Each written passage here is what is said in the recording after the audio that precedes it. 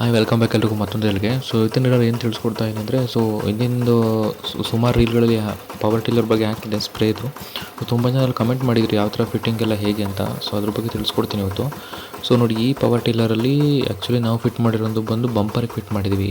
ಏನು SP pump ಸ್ಪ್ರೇನ 3 ಪಿಸ್ಟನ್ದು pump ಇದು. So 3 HP pump. So ಮುಂದೆ ಇಂಜಿನ್ ಇದೆಯಲ್ಲ, ಸೊ ಇಂಜಿನ್ ಬಂಪರಲ್ಲಿ ಇಂಜಿನ್ ತೆಗೆದುಬಿಟ್ಟು ಫಿಟ್ ಮಾಡಿರುವಂಥದ್ದು. ಸೊ ಇದೊಂದು ಟೈಪಲ್ಲಿ. ಸೊ ಇನ್ನೊಂದು ಟೈಪಲ್ಲಿ ನೋಡ್ಬೋದು, ಇನ್ನೊಂದು ಟಿಲ್ಲರ್ ತೋರಿಸ್ತೀನಿ ಈಗ. ಅದರಲ್ಲಿ ಬಂದು ಇಂಜಿನ್ದು ಏನು ಪ್ರೊಡಕ್ಷನ್ ಕವರ್ ಇರ್ತಲ್ಲ ಅಲ್ಲಿಗೆ ಫಿಟ್ ಮಾಡಿರುವಂಥದ್ದು. ಸೊ ನೋಡಿ, ಇದರಲ್ಲಿ ಮುಂದೆ ಬಂಪರಿಗೆ ಫಿಟ್ ಮಾಡಿಲ್ಲ, ಬಂಪರ್ ಹೆಂಗಿದೆ ಹಾಗೆ ಇದೆ. ಸೊ ಇಂಜಿನ್ದು ಮೇಲೆ ಪ್ರೊಡಕ್ಷನ್ ಕವರ್ ಇದೆಯಲ್ಲ, ಸೊ ಅದರ ಮೇಲೆ ಫಿಟ್ ಮಾಡಿರುವಂಥದ್ದು. ಸೊ ನಮಗೆ ಜಸ್ಟ್ ಬರೀ ಬೆಲ್ಟ್ ಸಿಕ್ಕಿದ್ರೆ ಸಾಕಾಗುತ್ತೆ ಪಂಪ್ ರೊಟೇಷನ್ ಆಗೋಕ್ಕೆ. ಇಲ್ಲಿ ಕಾಣ್ತಾ ಇದೆಯಲ್ಲ, ಇದು ಡಬಲ್ ಪಿಸ್ಟನ್ನು ಆಸ್ಪಿದು. ಸೊ ಇದು ಒಂದು 2.5 HP ಪಂಪ್ ಇದು. ಸೊ ಇದು ಕೂಡ ಆಲ್ಮೋಸ್ಟ್ ಸೇಮ್ ಪ್ರೆಷರ್ ಬರುತ್ತೆ ಅದರಷ್ಟೇ. ಸೊ ಅದರಲ್ಲಿ ಸ್ವಲ್ಪ ನಿಮ್ಗೆ ಜಾಸ್ತಿ ಪ್ರೆಷರ್ ಬರುತ್ತೆ SP ಪಂಪಲ್ಲಿ. ಸೊ ಇದೊಂದು ಮೀಡಿಯಮಾಗಿ ಬರುತ್ತೆ. ಸೊ ಇದು ನೋಡಿ, ಈ ಥರ ಫಿಟ್ ಮಾಡ್ಕೊಂಡಿದ್ದಾರೆ, ಕಾಣ್ತಿಲ್ಲ. ಇಂಜಿನ್ದು ಗೇರ್ ಬಾಕ್ಸ್ ಇದೆಯಲ್ಲ, ಗೇರ್ ಬಾಕ್ಸ್ ಮೇಲ್ಗಡೆ ಫಿಟ್ ಮಾಡಿರೋಂಥದ್ದು. ಸೊ ಅದರಿಂದ ಗೇರ್ ಬಾಕ್ಸಿಗೆಲ್ಲ ಏನು ತೊಂದರೆ ಆಗೋದಿಲ್ಲ. ಆ್ಯಕ್ಚುಲಿ ನಾನು ಹಿಂದೆ ರೀಲಲ್ಲಿ ನನ್ನ ಟಿಲ್ಲರ್ ನೋಡಿರ್ತೀರ. ಸೊ ಇದು ಬೇರೆ ಟಿಲ್ಲರ್ದು. ಸೊ ಇದರಲ್ಲಿ ನೋಡಿ ಈ ಥರ ಇದೆ, ಕಾಣ್ತಿದ್ದೀರಾ.